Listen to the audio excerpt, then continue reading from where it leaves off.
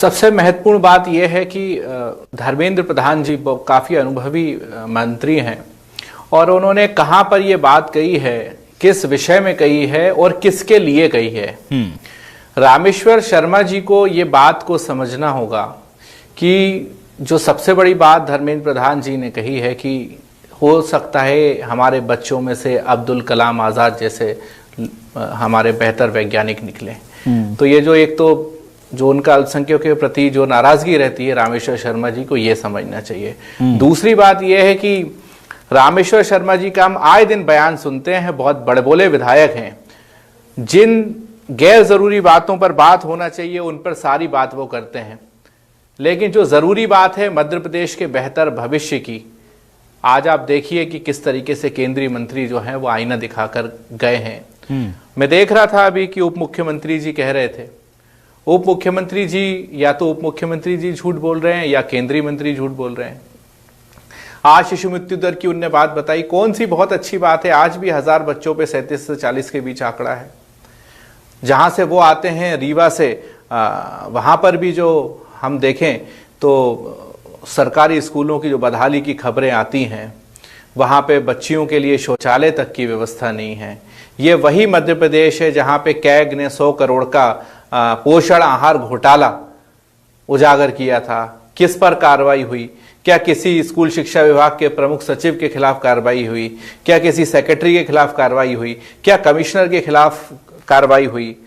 मध्य प्रदेश में जो है वो 92,439 सरकारी स्कूल हैं। लगातार फंड जाता है, लेकिन लगातार हर साल सरकारी स्कूलों में बच्चों की संख्या कम होती जा रही है। आखिर क्या बात है? ठीक है, बेहतर पोषण की व्यवस्था वहां पर नहीं है।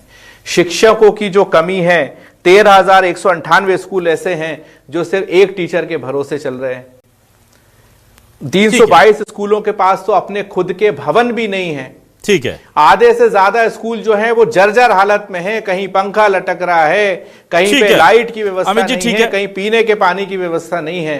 ये दयनीय स्थिति है मध्य प्रदेश के स्कूलों की। और सरकार जो है सिर्फ ब्रांडिंग की सरकार है, बड़े बड़े विज्ञापन लगाती है, फ्लेक्स लगाती है कि मध्य प्रदेश में सब कुछ ऑल इज वेल है। एक बार फिर मैं आपके चैनल के माध्यम से माननीय धर्मेंद्र प्रधान जी को बहुत बहुत साधुवाद देता हूं और ये उम्मीद करता हूं कि मध्य प्रदेश के बड़बोले विधायक रामेश्वर शर्मा जी, स्कूल शिक्षा मंत्री उदय प्रताप जी और मुख्यमंत्री जी को कुछ तो एहसास होगा और इसमें आपात एक बैठक बुलाना चाहिए कैबिनेट की, जिसमें सारे सुधार। ट्रांसपोर्ट में उनका बड़ा इंटरेस्ट है, स्कूल शिक्षा में तो है नहीं।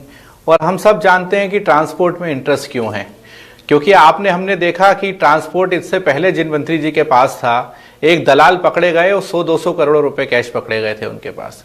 दूसरी बात यह है कि स्कूल शिक्षा मंत्री ने आपसे कहा कि कोई प्रूफ हो तो दे दीजिए, तो ये तो पूरी दुनिया ने देखा था प्रूफ।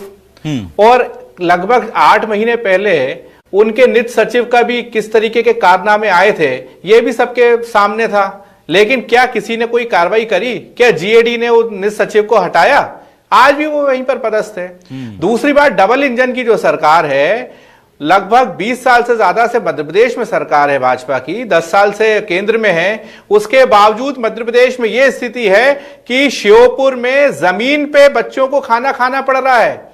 न्यूज 24 ने इस खबर को उठाया था, मैं बहुत धन्यवाद दूंगा। और आप इस बात को इस गंभीरता से और समझिए कि मध्य प्रदेश में पिछले कई महीनों से, लगभग मैं कहूंगा तो 1 साल से, तो गलत नहीं होगा, कि सेक्रेटरी के पास प्रिंसिपल सेक्रेटरी का चार्ज है स्कूल शिक्षा विभाग का, संजय गोयल जी के पास। तो इससे आप सरकार की गंभीरता समझिए। और दूसरा, भ्रष्टाचार के सिवा कुछ नहीं है। एक स्लोगन है ना, मध्य प्रदेश अजब है, मध्य प्रदेश गजब है। यहां पे घोस्ट कर्मचारियों के नाम पे 230 करोड़ का घोटाला हो जाता है। यहां पे 57 लाख रुपए की छात्रवृत्ति हड़प ली जाती है, कोई एफआईआर नहीं होती है।